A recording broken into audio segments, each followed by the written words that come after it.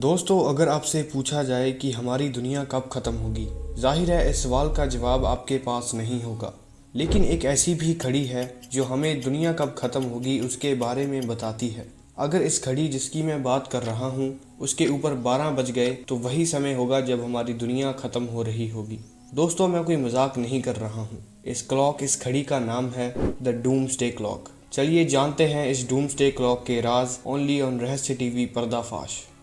ये बात है साल 1945 की, जब पहली बार एक न्यूक्लियर वेपन को टेस्ट किया गया था। उस न्यूक्लियर बॉम्ब द्वारा की गई तबाही को देखकर बड़े बड़े रिसर्चर और वैज्ञानिकों को अंदाज़ा लग गया था कि आने वाले समय में यही न्यूक्लियर वेपन्स हमारी पृथ्वी के अंत का कारण बनेंगे। तो इसीलिए एक ऐसी क्लॉक रिसर्चर्स ने मिलकर बनाई जिससे हमें अंदाज़ा लग सके कि हम दुनिया के अंत के कितने करीब हैं।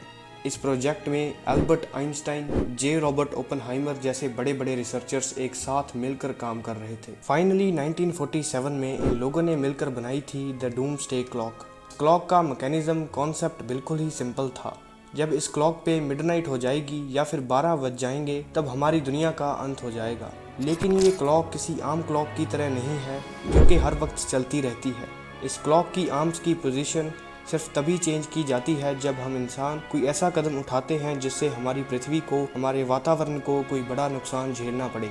जब भी हम ऐसा कोई गलत कदम उठाते हैं, जैसे कि एक दूसरे देश के ऊपर हमला करना या फिर ग्लोबल वार्मिंग का बढ़ना, तब जाने माने रिसर्चर्स मिलकर एक बड़ी कैलकुलेशन के बाद इस क्लॉक की आर्म्स को चेंज करते हैं और 12 बजने के बीच का समय और कम कर देते हैं। जैसे कि मैंने आपको बताया कि इस डूम्सडे क्लॉक को 1947 में बनाया गया था और उस समय कोल्ड वॉर चल रहा था। ये कोल्ड वॉर बहुत ही अलग टाइप का वॉर था। आपको पता होगा किसी आम वॉर के अंदर दो दुश्मन कंट्रीज एक दूसरे के ऊपर हमला करती हैं, लेकिन इस वॉर में वो दो कंट्रीज जिनके बीच लड़ाई चल रही थी, उन दोनों कंट्रीज ने एक दूसरे के खिलाफ एक गोली भी नहीं चलाई, लेकिन उनके एलाइज ने, उनके सपोर्टर कंट्रीज ने एक दूसरे के ऊपर बहुत लड़ाइयां लड़ी। इस कोल्ड वॉर के समय में लोगों को डर था कि कहीं ये कोल्ड वॉर एक न्यूक्लियर वॉर में ना बदल जाए, क्योंकि उस समय हर दूसरी कंट्री न्यूक्लियर वेपन्स को बनाने में लगी हुई थी। इसी खतरे की वजह से उस समय डूम्सडे क्लॉक में 12 बजने में सिर्फ 7 मिनट ही बाकी थे। लेकिन जब ये कोल्ड वॉर 1991 में खत्म हुआ तब इस क्लॉक के अंदर 17 मिनट्स और ऐड कर दिए गए 12 बजने में,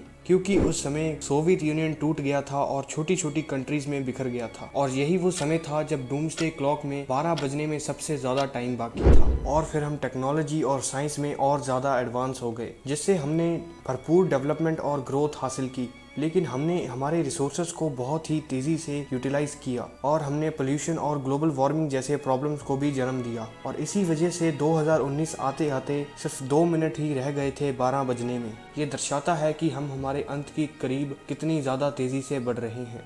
फिर 2022 की सबसे बड़ी प्रॉब्लम रशिया और यूक्रेन वॉर। इस कन्फ्लिक्ट के चलते काफ़ी सारी कंट्रीज एक दूसरे के खिलाफ खड़ी हो गई और काफ़ी सारी कंट्रीज ने एक दूसरे के खिलाफ कदम उठाए। इसीलिए हमारी दुनिया का अंत होने में सिर्फ 90 सेकंड्स का समय बाकी रह गया था। और अगर आज आप भी गूगल के ऊपर डूम्सडे क्लॉक का टाइम चेक करेंगे तो आपको 90 सेकंड्स ही देखने को मिलेगा। इस क्लॉक का टाइम वैसे तो सिर्फ 2 ही कंडीशन से चेंज होता है, न्यूक्लियर एक्सप्लोजन्स का रिस्क और क्लाइमेट चेंज। चाहे ये क्लाइमेट चेंज हो या फिर न्यूक्लियर रिस्क, हमने इन दोनों ही सिचुएशंस को अभी तक अच्छे से हैंडल नहीं किया है। हर दिन बस ग्लोबल वार्मिंग बढ़ती ही रहती है और न्यूक्लियर वेपन्स को तो बनाया ही इसलिए गया है ताकि हम दूसरे देशों को तबाह कर सकें, लेकिन हम इन न्यूक्लियर वेपन्स को एक अच्छी दिशा में भी यूज़ कर सकते हैं। इनके अंदर के रेडियो एक्टिव एलिमेंट से हम न्यूक्लियर एनर्जी बना सकते हैं, जिससे हम पूरी दुनिया की इलेक्ट्रिसिटी की भूख को भर सकते हैं। आपको क्या लगता है इस राय के बारे में, हमें कमेंट्स में ज़रूर बताना। और ये भी बताना कि क्या आपको लगता है कि डूम्सडे का टाइम फ्यूचर में बढ़ेगा या फिर कम होगा। अपनी राय हमें ज़रूर बताना। धन्यवाद।